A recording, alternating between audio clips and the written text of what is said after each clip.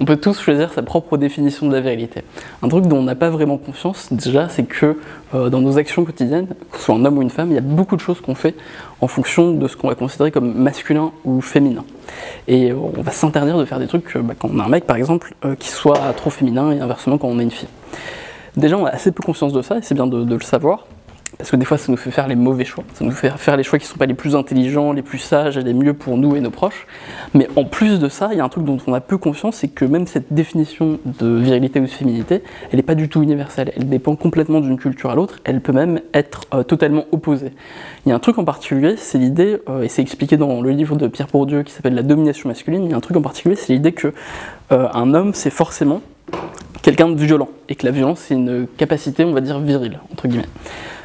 Sauf que dans certaines cultures, dans certaines sociétés, c'est exactement l'inverse. On va considérer que quelqu'un qui est violent, c'est quelqu'un qui n'est pas capable de se contenir, qui n'est pas capable d'avoir une certaine force sur lui-même, et du coup c'est pas quelqu'un de viril. Et inversement, on va considérer que quelqu'un qui va être violent, c'est plutôt quelqu'un de féminin, dans le sens où c'est quelqu'un qui va faire ce qu'il veut et se laisser aller à l'usage de sa force, alors qu'un homme doit être davantage capable de contenir cette force-là.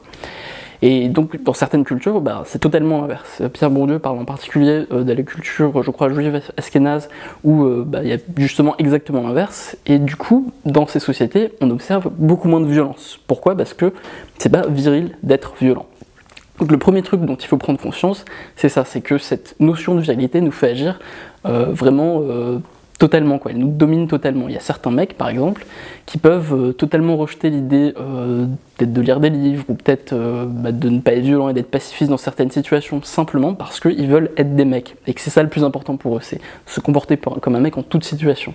Et c'est pareil pour les filles. Il y a des filles qui vont prendre moins de risques, qui vont moins faire ce qu'elles veulent dans la vie, parce que même si elles en ont envie rationnellement, ça leur pose un gros problème d'identité, dans le sens où elles veulent pas se comporter comme un mec, ne pas avoir par exemple une position de pouvoir, parce que dans leur définition de la féminité, c'est pas bien du tout. Et ça c'est très dur à combattre, parce que notre définition de la virilité et de la féminité, elle est vraiment ancrée en nous. Et voilà, donc il y a plein de cultures où ces notions sont inversées, ça dépend des sociétés. Et un problème que beaucoup de gens peuvent avoir dans notre société, justement, c'est d'évoluer en grandissant à l'intérieur d'une famille ou d'un milieu avec une certaine définition de la virilité et de la féminité, et ensuite aller dans un autre milieu où la définition est complètement différente. Et du coup, ça peut créer des clashs, ça peut créer des conflits, une très grande incompréhension. Et en particulier, un truc qui est intéressant et qui est expliqué par Bourdieu et par d'autres, c'est que cette notion de féminité et de masculinité, elle n'est pas définie par le sexe en question. C'est-à-dire que c'est pas les hommes qui décident qu'est-ce qui est viril et qu'est-ce qui l'est pas, et c'est pas les femmes qui décident qu'est-ce qui est féminin ou pas. C'est l'autre sexe qui le décide. C'est-à-dire qu'en fait, ce qui est viril, d'une certaine manière, c'est ce qui attire les femmes. Et ce qui est féminin, c'est ce qui attire les hommes. Donc, dans une société où les hommes vont être plus violents, c'est que fondamentalement, c'est une attitude qui plaît, qui attire davantage. Même si c'est irrationnel, il se trouve que c'est ça. Et de la même manière, s'il y a une attitude féminine qui va être, on va dire, négative, par exemple, qui va consister à ne pas trop se cultiver, être un peu bête, à être naïve, etc., si ça reste, si ça perdure, c'est pas par hasard, c'est pas parce que les femmes décident toutes seules que ça va être ça la féminité, c'est parce que de fait, les hommes sont attirés par ça. Et donc c'est un truc dont il faut vraiment prendre conscience, je pense, parce que on a beau pratiquer le développement personnel, essayer de s'améliorer, etc. En fait, on vit quand même dans une société, et un truc très important qui nous domine, qui nous empêche de faire ce qu'on veut ou ce qui est le mieux, c'est simplement ça, le regard des personnes de l'autre sexe quand on va chercher un partenaire de vie, quand on va vouloir être en couple avec quelqu'un.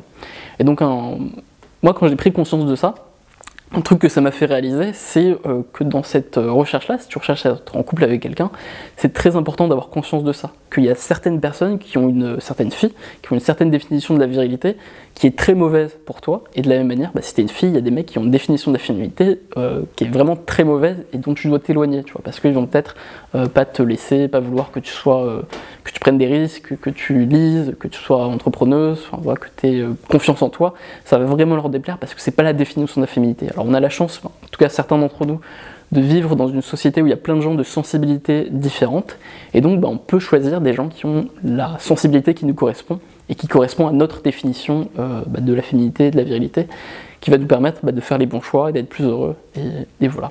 J'ai fait une autre vidéo sur le sujet-là, sur ce sujet qui s'appelle, qui est le résumé du livre Sex at Down, qui explique, qui remet en cause un peu cette notion de mâle alpha, de mâle dominant, à laquelle certaines personnes croient encore, qui est l'idée que naturellement, dans la préhistoire, chez les hommes, il y avait un mâle alpha qui avait toutes les femmes, et puis tous les autres hommes, c'est des bêtas.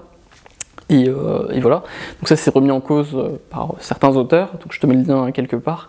L'idée c'est qu'en fait, chez les êtres humains, c'est pas vraiment ça qui compte, et un homme n'est pas obligé d'être dominant, méchant et violent, et que ce qui compte c'est plutôt l'entraide, parce qu'on vit plutôt dans des communautés voilà, où les rapports ne sont pas extrêmement violents entre les hommes, en termes de concurrence pour avoir accès aux femmes, et qu'on est plutôt proche d'autres espèces où voilà, c'est l'entraide qui compte, la coopération, et où finalement la définition de la virilité, elle inclut forcément une part de capacité à avoir de l'empathie, à aider les autres, et à faire des choses positives de manière générale.